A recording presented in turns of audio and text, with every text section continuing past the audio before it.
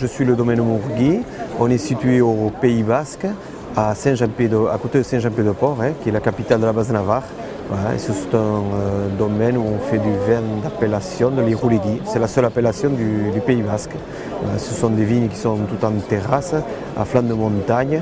Nous travaillons en famille. Ma sœur vinifie les vins, moi je travaille dans les vignes et j'ai un frère Philippe Mouton qui travaille avec nous.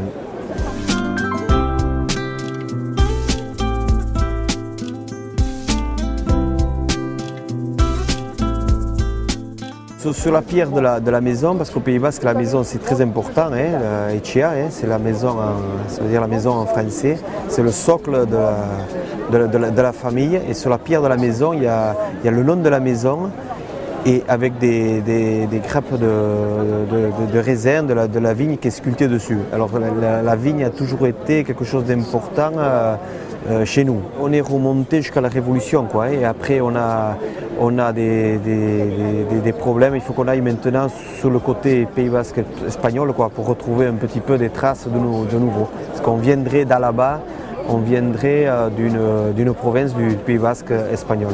Tout est d'abord le 2009 qui est sur la jeunesse. Et ensuite, je vous ferai goûter le 2008 qui est plutôt sur le fruit. Et le 2007, on est plus sur les épices, sur la structure.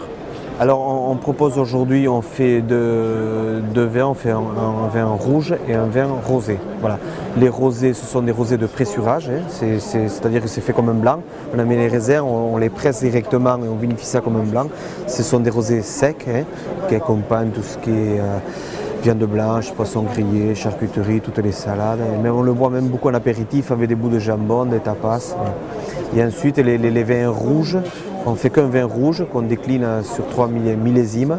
Ça c'est plutôt sur des viandes beaucoup plus goûteuses, de l'agneau, des côtes de bœuf, tout ce qui est magret, confit.